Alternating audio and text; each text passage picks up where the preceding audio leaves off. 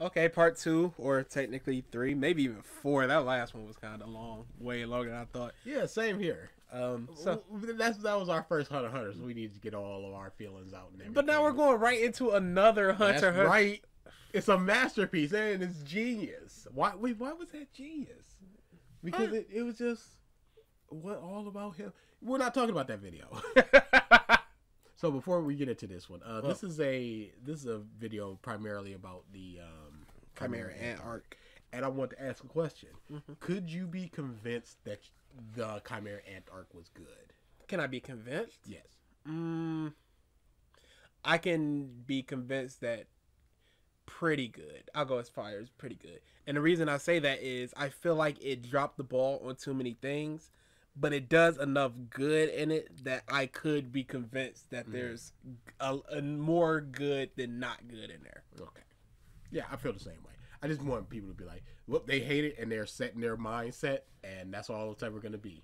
No, there could be something that's just like, well, you missed this one little thing. Not this one thematic, like one of them things. No, like, well, you missed this one piece of dialogue that just sort of recontextualized the thing. Okay.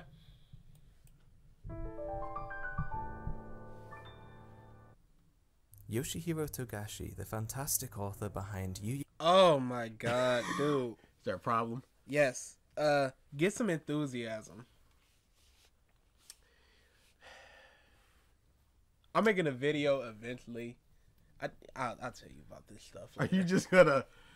One Piece is a series by Ichiro Oda. I'm cutting all this out right now, guys. Yu Hakusho and Hunter x Hunter was bound by limitations in storytelling with his debut series. In making his own story, he was shot down in his tracks. The editors and publishers of Yu Yu Hakusho suppressed Togashi's creative freedoms as an author by outlining where he could take his own story. After abruptly finishing this story in an act of defiance, Togashi started a new series in Weekly Shonen Jump. And this time, something was different. There must have been something akin to a condition in the contract, in which there were little to no apparent deadlines for delivering on this new story. And even though this might seem like a bad thing, as it would go on to produce numerous extended hiatuses, this extra time must have been added solely for Togashi's creativity and storytelling capabilities, as what we got in the long run can be said to be one of the best flowing stories in Shonen Jump manga. No. Not at all. Simply not. Not at all. Even his series before this one was better in that aspect. Kuwabara is roughly the same power going into the Dark Tournament as coming out of the chapter Black. But Gohan hops into Greed Island and just becomes immeasurably more powerful. Just from the 3 months that they spent there. Just from the 1 month of training that they did with Biscuit again, they become even more powerful. It's not well flowing.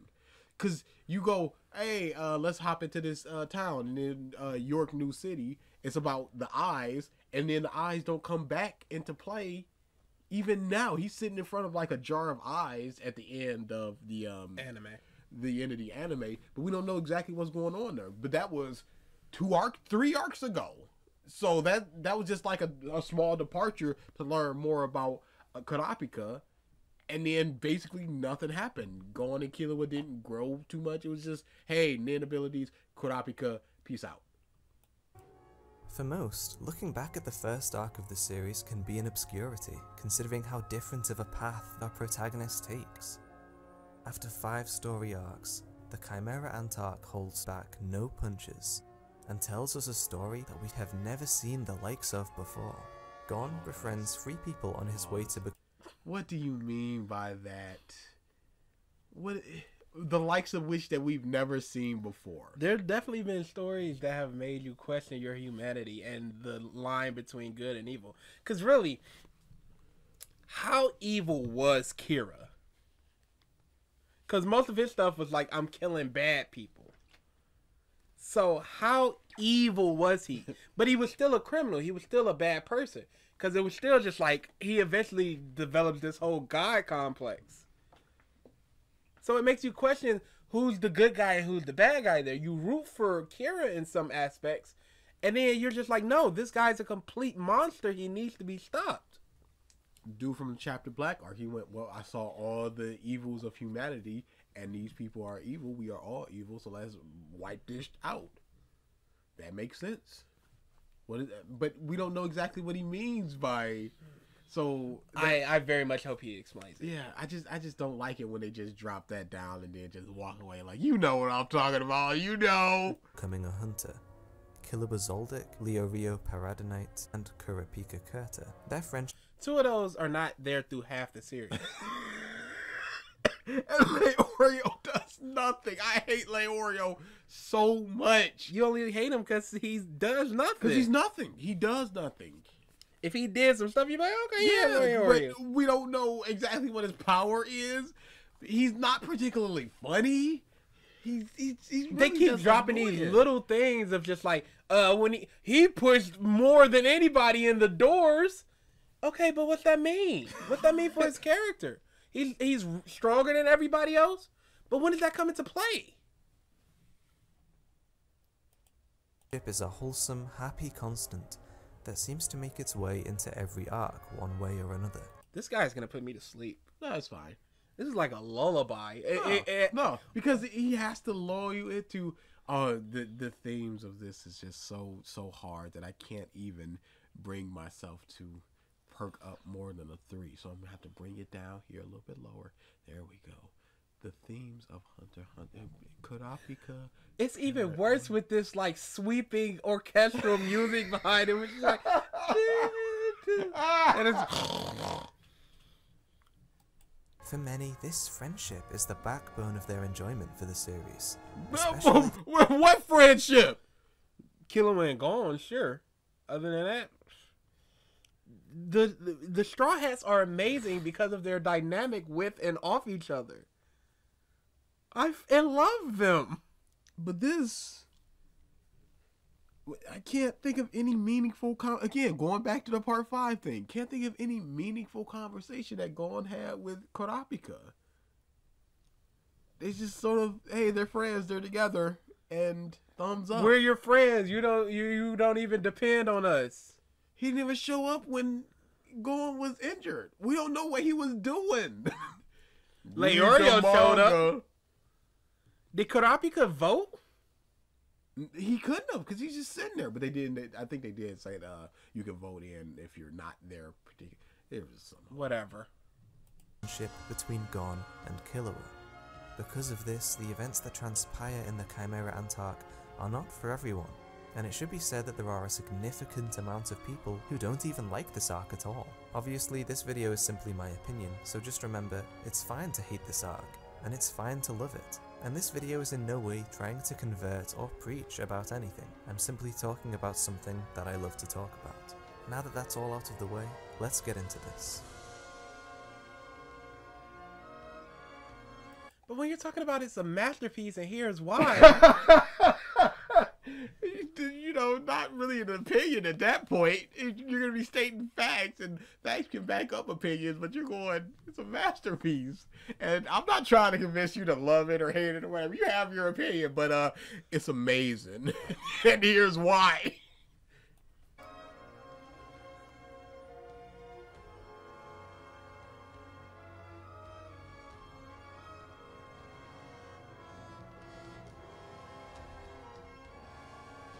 Okay. Do you see why I said this one is probably going to be worse? Okay. Well, I didn't expect it to go here exactly, but Also, this has been going on for like 15 seconds. Like, speed this up. Everybody can read. it's a little long. But again, you gotta get into the mindset of watching this video. You gotta get in there. Strap yourself in because of destruction.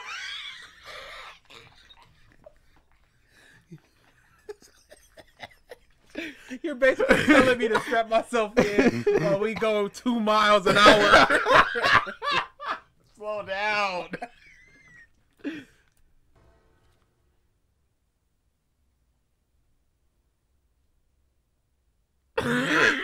No, not a pause.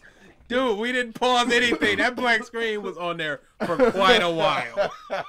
He got to get you in that mindset, homie. I'm telling you, that's what it's all about. As established before, our four main protagonists don't stay together throughout the entire story. Sure don't. Who established that? You? No, he didn't. He most certainly did not. So what got established? Argue that the only friendship that matters for this video is Gon and Killua. The two bonded over very unique circumstances. Killua was a trained assassin to a very uncaring and abusive family. Gon had been abandoned at birth and was raised without parents. Gon's motive for the Yep, that is very similar, except for the fact that he had a loving aunt and grandmother who took quite good care of him. Huh? As opposed to being born and bred to be an assassin to the point that your name is Kill. Great writing there. Also, they only even really became friends because you're a kid and you're running. Hey, shouldn't you run too? Yeah, I will run with you. And that was it. series is to find his father, a motive which he shares with Killua. After the four friends finish business in York New, Gon declares that he needs to find his father and aims to play his game, Greed Island, in order to obtain even a clue as to his location. Both go through this grand adventure game created by Gon's father. They both march on together with a shared goal in mind. During their... No, Killua doesn't really care. He's just like, Gon cares, and I care about Gon. He doesn't care about his father. Yeah, really doesn't. To the point where he goes, all right, we're climbing this tree, and Killua just goes, all right, good luck. Go meet your dad. Yep.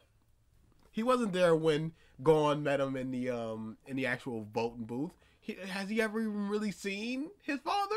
Don't know. But he only cares because Gon cares. He's just along for the ride. Time in Greed Island, the two play a deadly game of dodgeball with Razor, one of the game's island masters.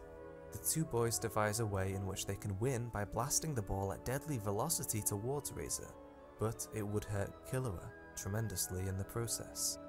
Gon says that it has to be Killua. Despite the injuries he undergoes to launch the dodgeball, he wants Killua to be the one to share this goal with him.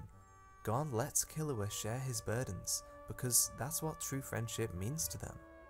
The two manage to triumph their way through Greed Island, a seemingly unstoppable duo. Gon wins a card which is able to locate his father.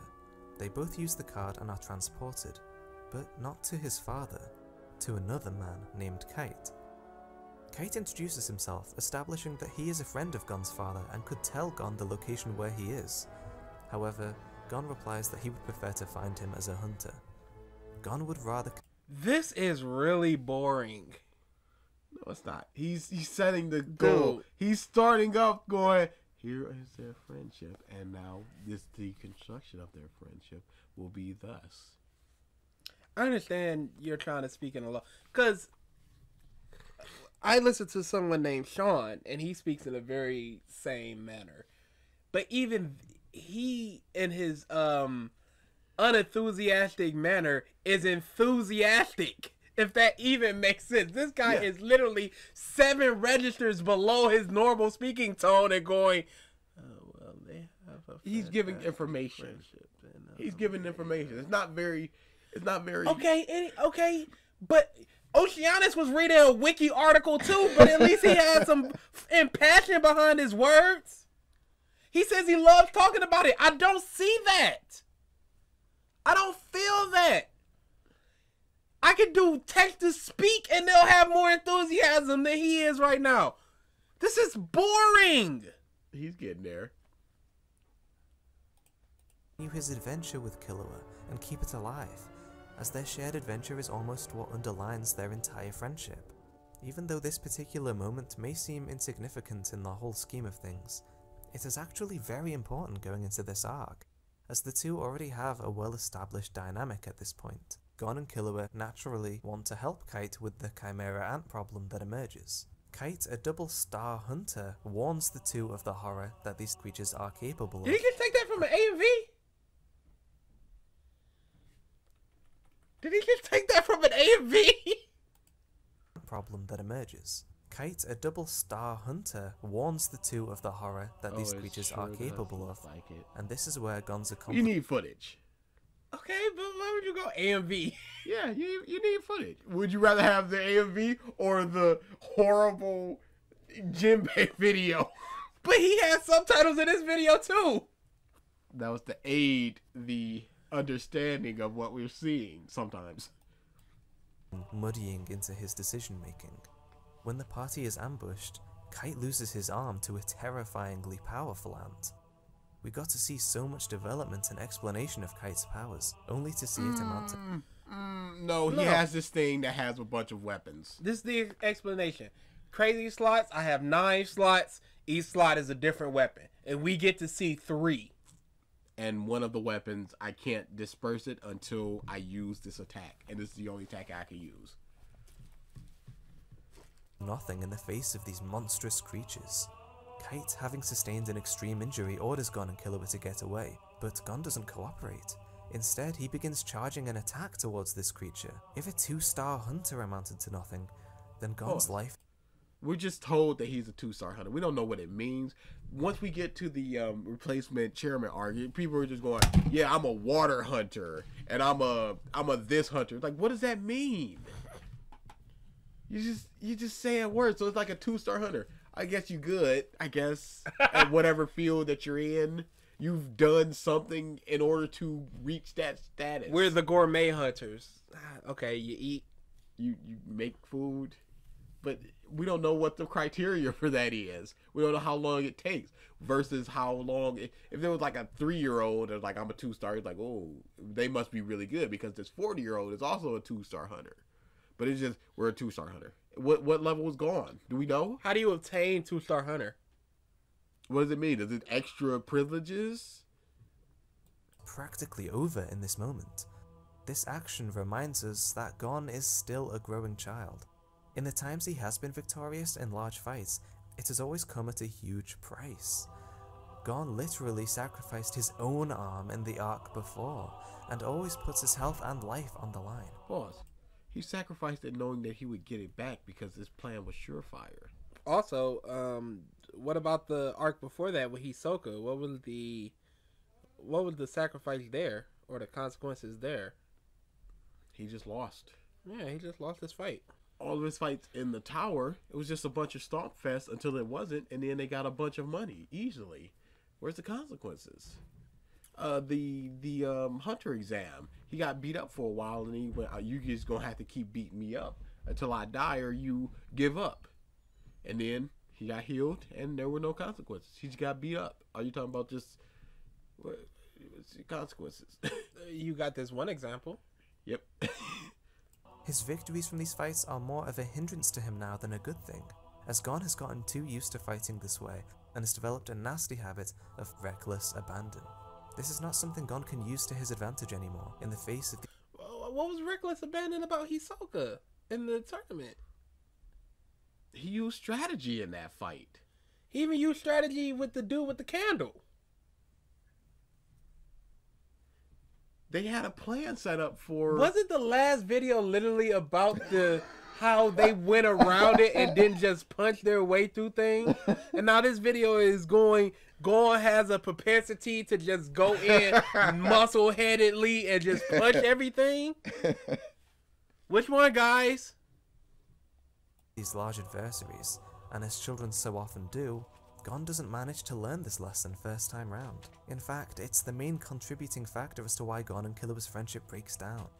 By forcing his way forwards, despite the fact that this fight would end with his certain death, Gon is neglecting to show any care for his friend Killua, and Killua realizes the reality of the situation. They were much weaker than Kite, and were foolish not to think so sooner. Their ideologies begin to collide for the first time during this confrontation, and it happens again when Gon awakens from this confrontation.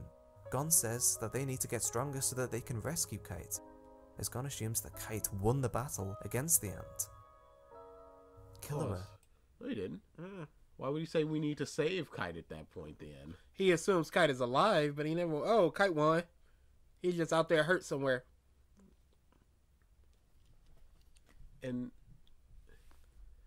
this isn't the first ideology clash, because in the Greed Island arc, you can see them when they were fighting the dude in the pit. They both had separate ways of fighting. So he rushing in. They didn't even rush in. They started throwing rocks at him, and then Killer went, "Yo, that's a good idea." Never mind. Shocked expression thinks to himself, sometimes you're too radiant and I can't see the immediate truth, but can I still stay by your side? Killua questions whether he can stay by Gon, because after their conflicting feelings, Killua is now able to see through this childish optimism. And sure enough, Togashi proceeds to show us in the very next scene.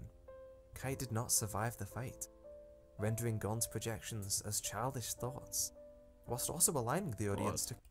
Not necessarily, because at that point, he's the strongest hunter that you've ever seen. He's a friend of your father, who you have to assume is very strong. You know nothing about this other weird chimera ant coming up. So there's no reason to not believe that either he's alive or we have to save... Or he escaped or something. Yeah. It's not childish optimism. It's just sort of a hope based upon this dude is super strong that we've seen. Killua's character in a way that has never been done in the story until now. At the palace invasion, Gon is presented with the creature responsible for fighting Kite left completely vulnerable. Neferpito is using her powers fully to heal a small girl named Komugi. Gon is about to take this opportunity to destroy Pito, despite the human life it would be taking in the process. Killua tells Gon to stop. So if Pito had said right there that, oh, Kite's dead, there's nothing to do, and Killua was like, no, you still need to stop, Gon wouldn't have stopped. He would have just killed her, and then killed the kid with it. Yep. The only reason he stopped is he went, we need her to save Kite. But no, he was just an irrational smash monkey right here. And that makes him a good character. And that's why their friendship is breaking down. We can see from Gon's internal struggle how far he has come from the selfless, caring boy he began the story as. He was never selfless. What do you mean? The dude that was treasure hunting with them went, this guy doesn't care if I stole or anything. He doesn't care about right or good or bad. He doesn't give a about that. He was just... In fact, I'm sorry to cut you off. He's unbelievably selfish because he goes, no, we're doing this my way. Over and over and over again. In the Hunter exam, he never stops to try to help people as they're falling behind when they're running. He just goes, well, too bad for them. If he was selfless, he'd be carrying all of them. No, y'all can try again next year. He's fighting old dude and he's like, I'm going to cut off your arm. I don't want that to happen, so find another way for us to fight. What? Yeah, we need another way to fight. That's not going to work for me. He's selfless, though. Very selfless. Looking past Komugi, Gon only proclaims justice for Kite. Naturally, Killua, in order to calm Gon down, states how Pito must be left alive in order to heal Kite. Unable to take out his vengeance, Gon turns to Killua and states that this has nothing to do with you. In this moment, Gon pushes Killua away as a friend. Their friendship, built upon their shared adventure and their teamwork, is single-handedly crushed when Gon says this. Yeah, because Gon's a piece of Absolutely. It does mean something to Killua, but he understands what's going on. He stopped He can to think rationally about this. You're being calm. You think Killua was being calm in this instance? No. But he's thinking at least, not just going, you man. Think about this for 2 seconds. He's going, all right, this rock, what happens if you just behead her? And you go, all right, now heal Kite. We can use her blood. What is his plan there? Again, he knows he's weaker, but he's threatening her because she's in a position of vulnerability. That's not good. What a sack of garbage. And then the next time we see him, after he gets healed again, he's all happy-go-lucky again. It's like, well, what about all that when you were threatening this harmless girl? Their shared goal has always been to avenge Kite and kill Pito together. but Gon makes it abundantly clear by pushing Killua away that at one point or another he has stopped seeing this shared goal and only ever intended to complete it by himself. But why has Gon suddenly changed so drastically during this arc? Well, the man who Gon is avenging, Kite, once saved Gon as a young boy from Yes, what's your point? Should he have attachment to everybody who saved him once? Because Hisoka did. Killua did multiple times. This was just an occurrence. You weren't even looking for the dude that saved you. You just kind of forgot about him and then went, oh yeah, you're that dude. Because you're wearing the exact same outfit and hat and hairstyle. This boy, who was born without any influence of a father figure on a remote island, sees this glittering image of a powerful man, and he even teaches him a lesson. Gon goes on to search for his father and more or less makes it his life's mission. After playing through his father's game and winning, Gon doesn't find him, but instead is reunited with the man who saved him as a boy once again. Gon spends time with Kite, taking an interest into who he is, and when deciding that he wants to help with the Chimera Ants, forms a close unit with him. Without even realizing it, Gon hasn't been looking for his real father as much as he has been looking for someone to fill that role. Oh my god, based on what? Did he look at Biscuit and go, you can be my parent? Because at this point, he was still just like, yeah, but my dad, though. He wasn't looking for just somebody to fill that role. Because you could just have Chairman Netero. He was teaching them. He's an older father figure type of thing. And it just makes it seem like his aunt isn't doing a good job. He sees his aunt as not doing good enough. She isn't enough of a parent to me. I need my father figure. Well, she's been nothing but supportive and loving, but you just need an older dude to just go, Rrr. That's all Gon needed, I guess.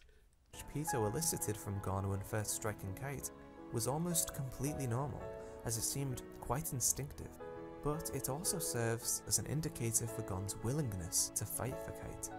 If we take the idea— Fight for anybody! Anybody he cares about!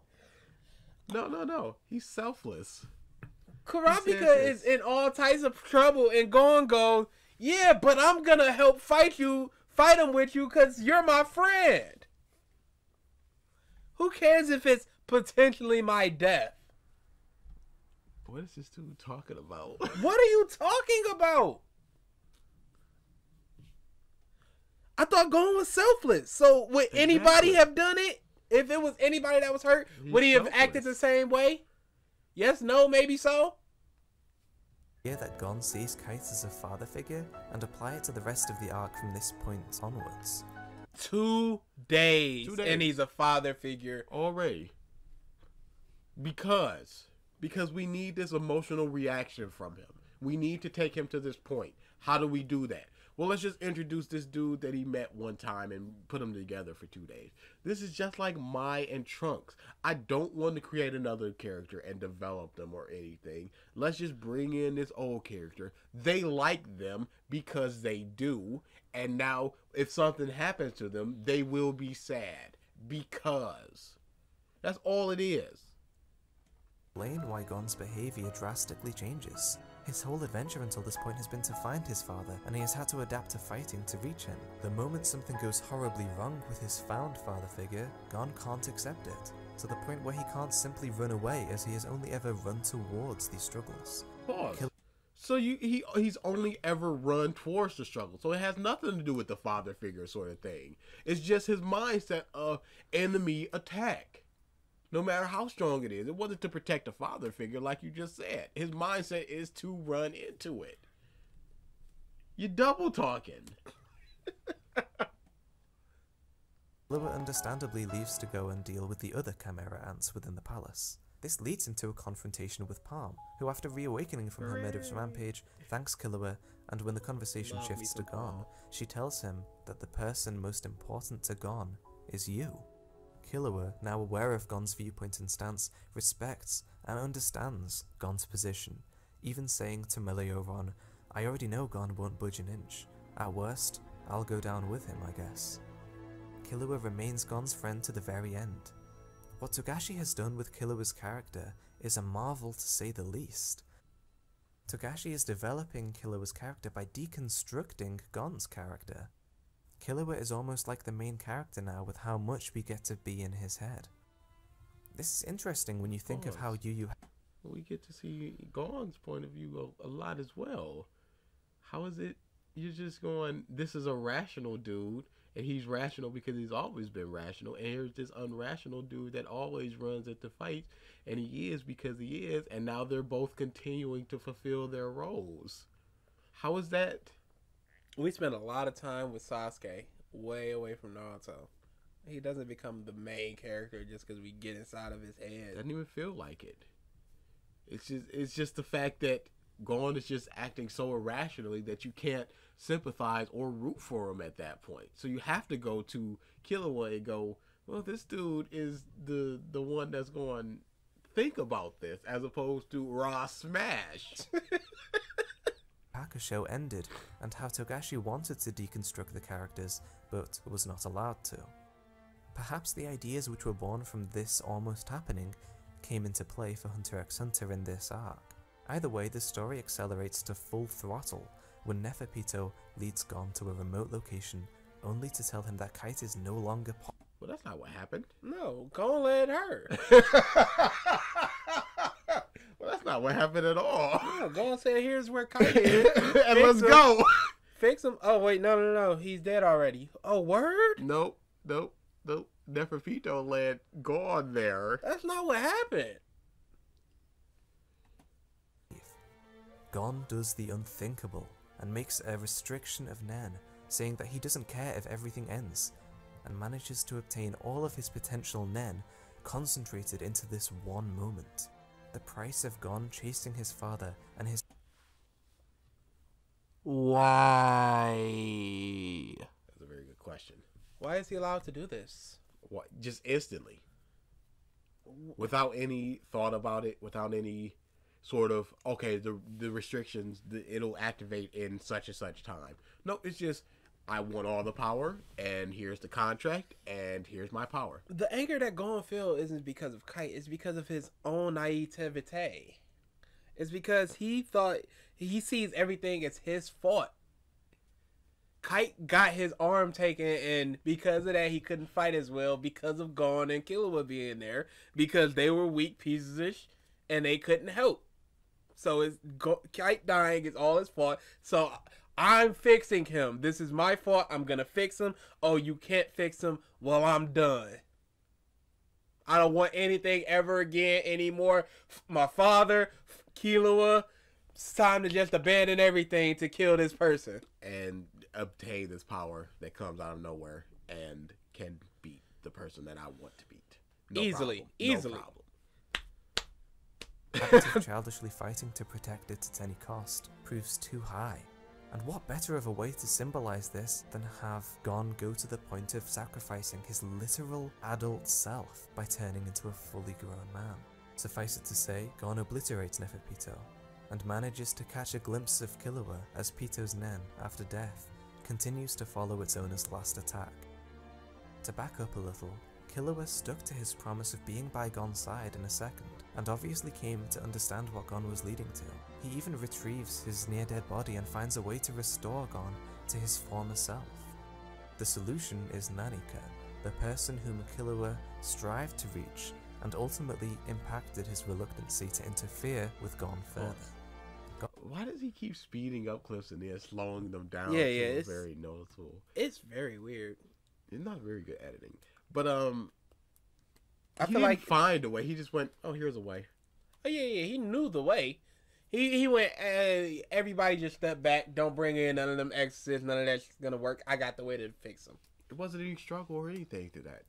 He could have just been like, all right, go on, you do this, and you'll get fixed later. Unless you just get disintegrated to an atom. Otherwise, you're good. More or less came to a close the moment he saw Kite bite the dust. After that, it was a downward spiral to self-destruction. During this time, Killua started his own journey Pause. about how After that, didn't he fight Knuckle? Mm-hmm. And was training and Yeah, was struggling and fighting really hard and trying to think his way out of that and going, this dude isn't fighting me for real, he's training me, and I appreciate that because he doesn't have to do that. When he woke up, he went, we got to get stronger so we can go save Kite. And you said yourself in this video, Killua goes, he can look past that childish naivety now and that ambition and hope and crap and see that it's pretty hopeless. So Gon still had all that hope and crap in him in that moment.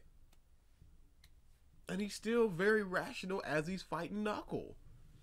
So what are we talking about? Knuckle goes, you have weaknesses in your attacks. And he goes, what are my weaknesses? And not going, well, you know I don't. When he lost, he went, please save Kite, you guys. Not I'm coming to no matter what. Because he realized, oh yeah, we're not strong enough. Halfway through this arc, he becomes aware that his elder brother Illumi has been concealing the existence of Killua's sibling, Alakazaldic. She is hidden away because of her potentially devastating powers. Similar to Gon, Killua now has someone he needs to find, and instead of turning his back on Gon towards the end... Is that what happened? No, it's not at all. What? That's not at all what happened. He didn't suddenly get the memory of her because of that, did he? No, absolutely not. I thought it was just about the running away mind control thing. Yeah, that's what it was. Where did he get that from? Did he say it sometime? I don't think so. Maybe he did, but even if he did, that's still very stupid. Incredibly stupid. That whole mind control thing is stupid on itself. You know that the girl liked Killua, so just make Killua not go towards her so that you have a way to better control her through Killua, but take that away through mind control? That can't be, because as Killua is going to get his sister, his brother says, I think he took off his mind control thing. If he blocked out the memory of the sister, he wouldn't be going towards the sister. He would just go, he definitely did that because he remembers his sister now. So that can't be what happened. And there was nothing like a, hey, I haven't seen you in a while or anything. It's just big brother. And then they started joking around. Of this quest, Killua finds and frees his sister and even heals Gon back to health. When the two last speak, Gon more or less realizes that this is the end of the line for Killua. The two, after having accomplished so much, arrive at an impasse. With barely any dialogue, we see the two part ways, and the feelings of happiness and innocence are completely gone. No. It's interesting to see the effects of being a hunter on two young That's boys. not what happened. They went, hey, go find your father. Take care. We're going around the world. Hey, that sounds like fun. I'll text you sometimes. All right, peace. There were quite a lot of words said.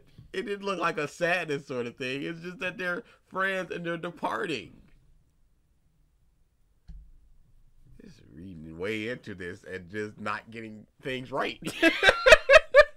Looking so far into it, just you're not seeing what you should be seeing. You're seeing what you want to see.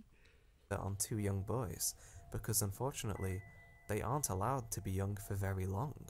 Life and death situations mixed with missions, protocols, and feelings are all melded together in the head of this child, who, for a large portion of the story we can see, is silently suffering.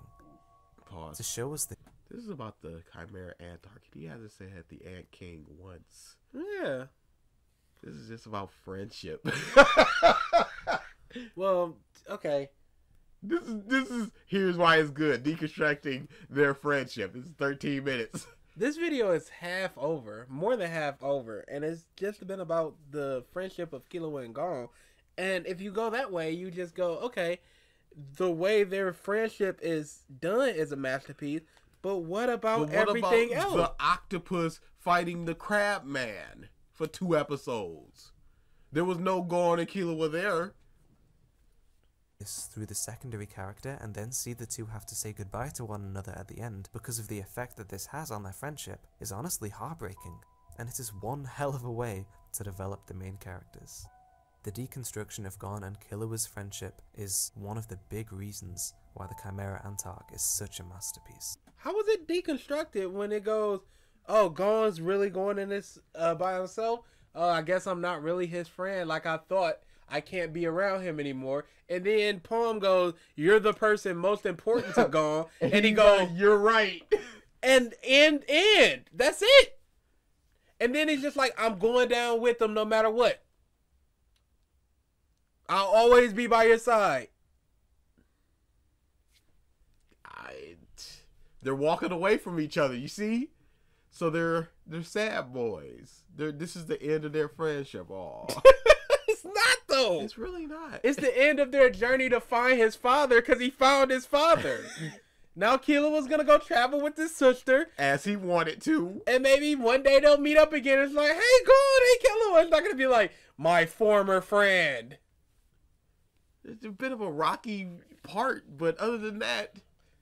For basically months, they've spent day in and day out with each other. And now it's just like, we don't know the next time we're even going to see each other. So they're sad. They're going their own separate ways. It's not... You're looking way too far into this.